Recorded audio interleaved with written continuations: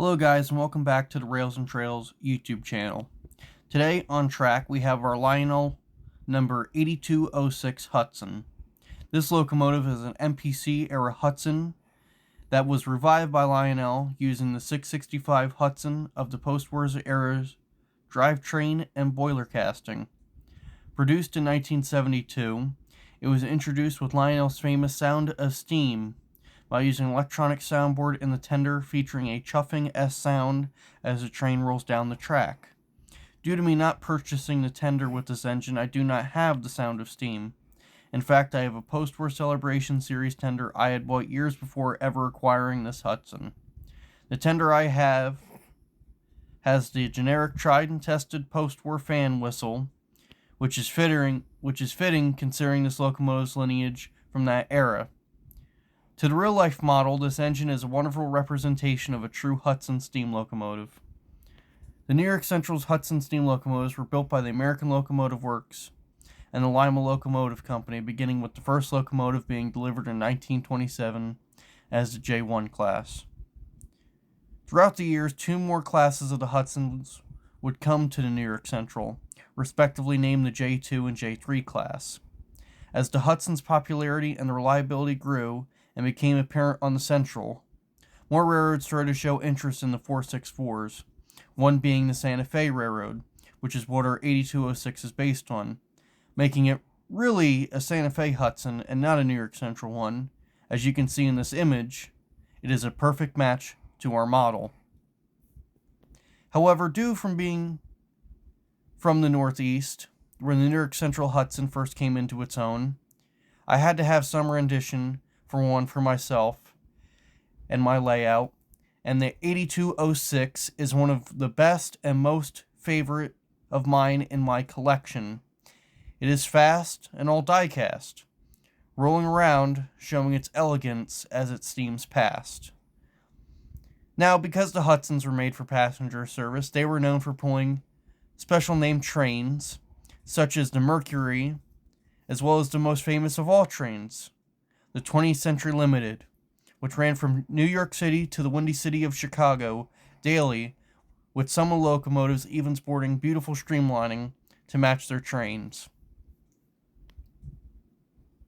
That being said, my model had to have matching passenger cars with it as well.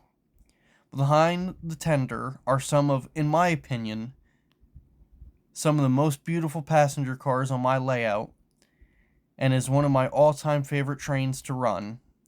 Starting out, we have the number 5028 baggage car, to haul all our passengers' special items, as well as the mail.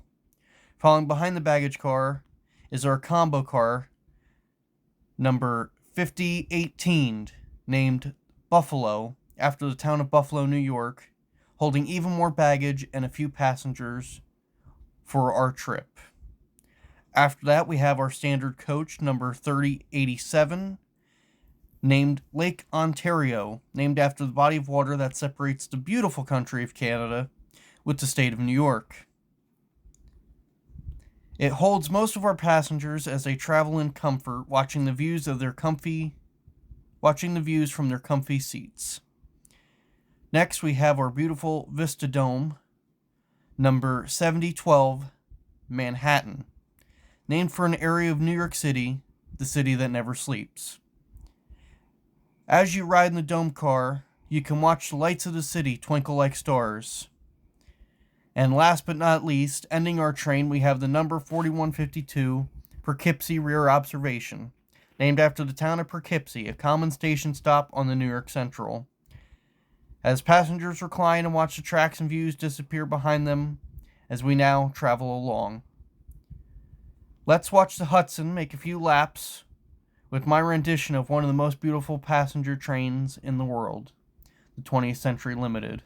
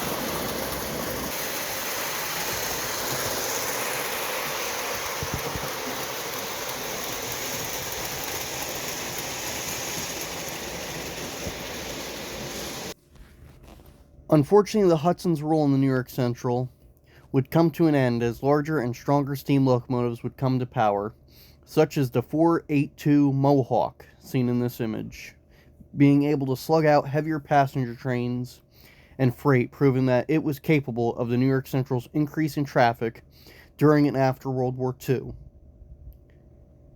You also had the largest steam locomotive of the New York Central being able to pull such feats as well, known as the Niagara, shown here.